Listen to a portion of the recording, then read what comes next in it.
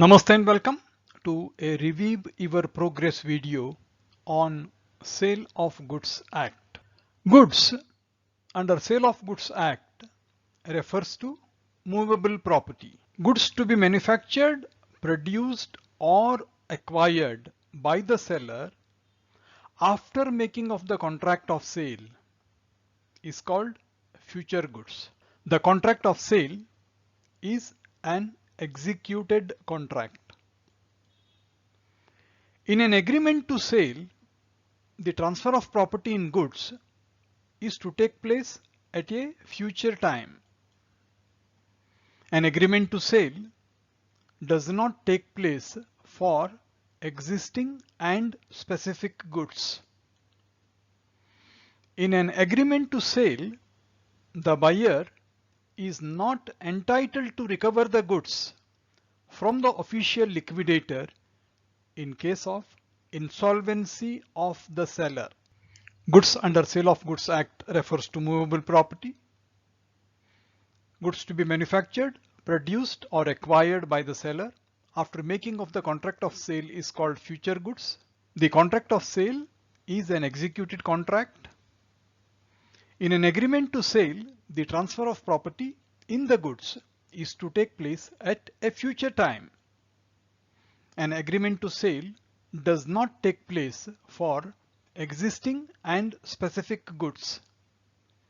In an agreement to sale, buyer is not entitled to recover the goods from the official liquidator in case of insolvency of the seller. Movable property, future goods, executed contract, transfer of property at a future time. Agreement to sale doesn't cover existing and specific goods.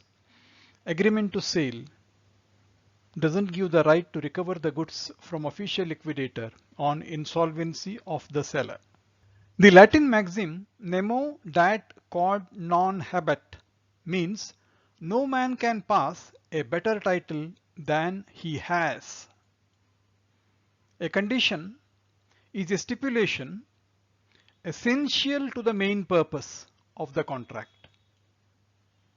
A warranty is a stipulation collateral to the main purpose of the contract.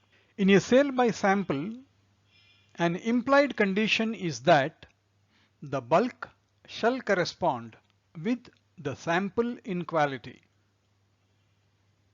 The buyer cannot reject the goods where there is just a breach of warranty by the seller, but he may sue the seller for damages. When the seller makes a false representation and buyer relies on it, the doctrine of caveat emptor doesn't apply. This situation is an exception to the doctrine of caveat emptor. The Latin maxim nemo dat quod non habet means no man can pass a better title than what he has. A condition is a stipulation essential to the main purpose of the contract. On the other hand, the warranty is a stipulation collateral to the main purpose of the contract. In a sale by sample, an implied condition is that bulk shall correspond with the sample in quality requirements.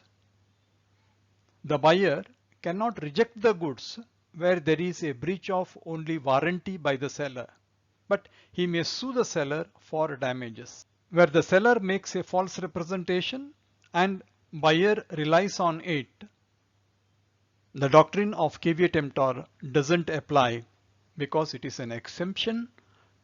It's an exception to the doctrine of caveat emptor. Nemo dat quod non habet. Conditions are essential to the main purpose. Warranty is collateral to the main purpose. In sale by sample, bulk should correspond with the sample in terms of quality. A buyer cannot reject the goods when there is just a breach of warranty, but he can claim damages. Where a seller makes a false representation and the buyer depends on it, the doctrine of caveat emptor doesn't apply and the rights of the buyer remain intact, this being an exception to the doctrine. Delivery means voluntary transfer of ownership of goods from one person to another. The seller of the goods is not bound to deliver them until the buyer applies for delivery. The buyer of the goods is not bound to accept the delivery of the goods by installments unless otherwise agreed. Where goods are delivered to the buyer and the buyer refuses to accept them, the buyer is not bound to return them to the seller, means the seller has to collect it himself. When the property is transferred to the buyer, the goods are at the buyer's risk, whether delivery has been made or not. Where no time is fixed for acceptance of the goods, the measure of damages is the difference between contract price and the market price on the date of refusal by the buyer to accept the goods. Delivery means voluntary transfer of ownership of goods from one person to another. The seller of the goods is not bound to deliver them until the buyer applies for delivery. The buyer of the goods need not have to accept if the delivery is made by installments. Where the goods are refused by the buyer need not have to return it to the seller has to collect it himself. When once the property is transferred, risk also moves to the buyer, whether the delivery has been made or not. Property transfer is more relevant. If there is a refusal by the buyer to accept the goods and there is a damage to be claimed from him, and where no time is fixed, the damage will be the difference between contract price and market price on the date of refusal. Voluntary transfer of ownership is delivery. Buyer has to apply for delivery, seller not bound to deliver. Buyer of the goods is not bound to accept in installments. Where the goods are delivered to the buyer and the buyer refuses, he is not bound to return them to the seller. When the property is transferred, once it is transferred, risk also gets transferred, whether there has been delivery or no delivery. Where no time is fixed for acceptance of the goods, the measure of damage is the difference between contract price and market price on the date of refusal. The day he refuses, if there is a claim for damages, the price on that day versus contract price is the difference constituting the damages. Where the delivery has been delayed through the fault of either buyer or seller, whoever is at fault shall bear the risk. If the buyer or his agent obtains delivery of the goods before their arrival at the appointed destination, means ahead of the destination, the moment the delivery is taken, the transit is at an end. If the goods are rejected by the buyer and the carrier still continues to possess them, the transit does not end, it continues. The right of seeking claim for damages is not an unpaid seller's right against the goods. Means unpaid seller's right against the goods is not covered by the right of seeking claim for damages. They are independent of each other. The seller is deemed to be unpaid seller when the whole of the price has not been paid. Partial payment doesn't render the unpaid seller a satisfied creditor. He remains an unpaid seller till the amount is paid in full. Whole price has been paid. The unpaid seller has the right of lien on the goods so long as he is in possession of the goods. Where the delivery has been delayed through the fault of either buyer or seller, the goods will continue at the risk of the party at fault. If the buyer or his agent obtains delivery of the goods before their arrival at the appointed destination, ahead of the destination, the moment they take delivery, transit is at an end. If the goods are rejected by the buyer and still the carrier continues to in possession of the goods, the transit of the goods is not at an end, it is still goods in transit. The right of seeking claim for damages is not an unpaid seller's right against the goods. Means unpaid seller has got the right against goods and he has got the right for damages, financial claims.